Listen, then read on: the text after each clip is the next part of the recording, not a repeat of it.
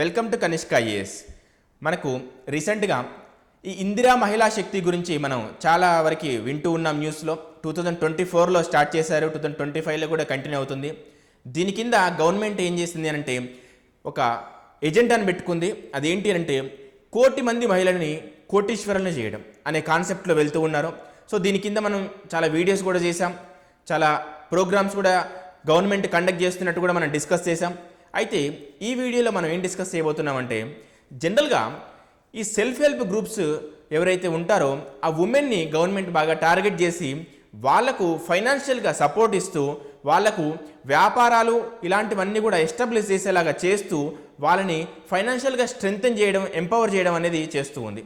జనరల్గా తెలంగాణ మొత్తంలో దాదాపు 65 లక్షల మంది ఉమెన్ ఈ సెల్ఫ్ హెల్ప్ గ్రూప్స్లో ఉన్నారు. ఇందులో 4 లక్షల పైచిలుకు 4.37 సెల్ఫ్ హెల్ప్ గ్రూప్స్ మనకు రూరల్ ఏరియాస్లో ఉన్నాయి. 1.73 ల్యాక్ సెల్ఫ్ హెల్ప్ గ్రూప్స్ మనకు అర్బన్ ఏరియాస్లో ఉన్నాయి. అయితే ఈ రూరల్ ఏరియాస్లో ఉన్న సెల్ఫ్ హెల్ప్ గ్రూప్స్ ఏవైతే ఉన్నాయో అవన్నీ సెర్ప్ కిందకి వస్తాయి. Society for elimination of rural poverty SERP కిందకి వస్తాయి. ఈ అర్బన్ ఏరియాలో ఉన్న సెల్ఫ్ హెల్ప్ గ్రూప్స్ వచ్చేసి మెప్నా కిందకి వస్తాయి, mission for elimination of poverty in municipal areas.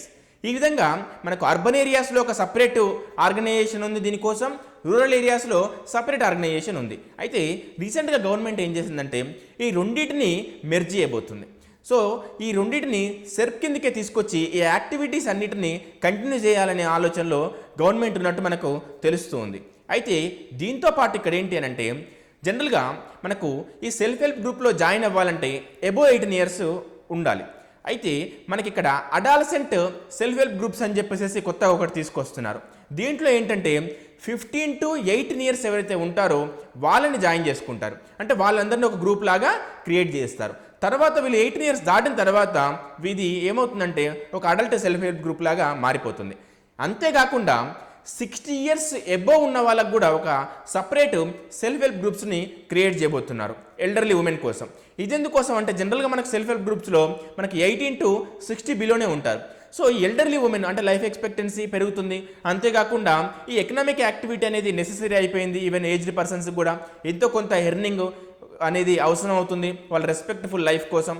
So అందుకనే ఈ ఎల్డర్లీ ఉమెన్కి కూడా సపరేట్ సెల్ఫ్ హెల్ప్ గ్రూప్స్ని క్రియేట్ చేయబోతున్నారు. సో ఈ విధంగా మనకు ఇందిరా మహిళా శక్తి ఏదైతే ఉందో దాని కాన్సెప్ట్ ఏదైతే ఉందో 1 కోటి మంది మహిళల్ని కోటీశ్వరులు చేయడం అనే కాన్సెప్ట్ అయితే ఉందో దానికోసం చాలా వరకు స్ట్రక్చరల్గా అంతేకాకుండా ఫంక్షనల్గా గవర్నమెంట్ చాలా చేంజెస్ తీసుకొస్తుంది. ఈ స్ట్రక్చరల్ చేంజెస్లోనే ఈ సెర్ప్ని అండ్ మెప్నాని మెర్జ్ చేయడం కావచ్చు, అడాలసెంట్ గ్రూప్కి సపరేట్ సెల్ఫ్ హెల్ప్ గ్రూప్స్ని క్రియేట్ చేయడం, ఎల్డర్లీ ఉమెన్కి separate self help groups create చేయడం అనేది చేస్తూ ఉంది. సో దీని ద్వారా ఈ సెల్ఫ్ హెల్ప్ గ్రూప్స్ని చాలా యాక్టివ్ చేసి వాళ్ళని ఫైనాన్షియల్గా స్ట్రెంగ్తెన్ చేయడం అనేది గవర్నమెంట్ యొక్క కాన్సెప్ట్. మనకి ఎగ్జామ్ పాయింట్ ఆఫ్ వ్యూలో ఆబ్జెక్టివ్లో మేబీ డైరెక్ట్ అడగవచ్చు, is there merging or how merge into 1 group అని చెప్పేసి అడగవచ్చు.